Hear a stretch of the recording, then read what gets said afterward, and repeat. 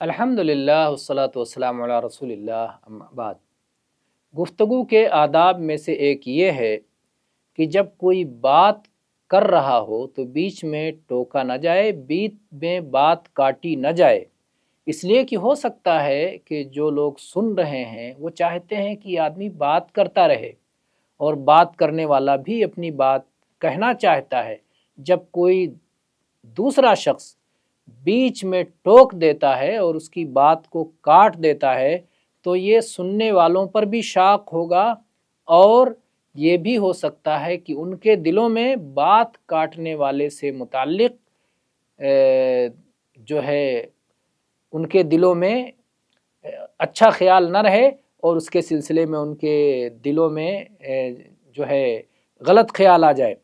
اس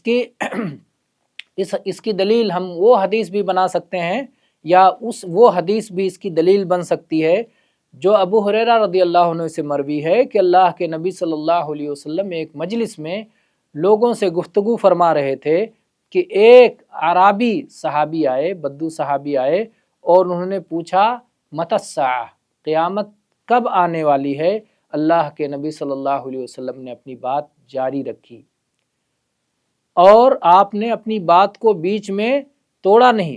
تو لوگ آپس میں کہنے لگے شاید اللہ کے نبی صلی اللہ علیہ وسلم نے ان کی بات سنی لیکن اسے ناپسند کیا، اس لیے آپ نے اس کا جواب نہیں دیا۔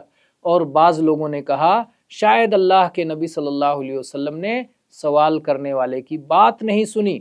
یہاں تک کہ اللہ کے نبی صلی اللہ علیہ وسلم جب اپنی بات مکمل فرما چکے تو آپ نے کہا قیامت کے بارے میں پوچھنے والا کدھر گیا؟ کہاں ہے وہ شخص جس نے قیامت کے بارے میں سوال کیا ہے؟ تو اس نے کہا میں یہاں ہوں اے اللہ کے رسول۔ آپ نے فرمایا جب امانت ضائع کر دی جائے تو قیامت کا انتظار کرنا۔ تو پھر اس نے پوچھا اور امانت کا ضیاع کیسے ہوگا؟ امانت ضائع کس طرح کی جائے گی؟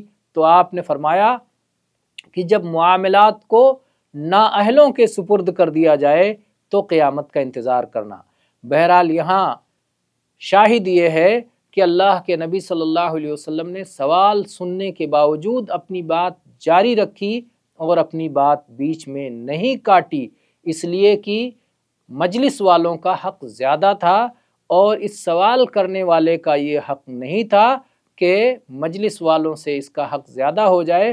اس لیے اللہ کے نبی صلی اللہ علیہ وسلم نے پہلے اپنی بات مکمل فرمائی، پھر سوال کرنے والے کا جواب دیا۔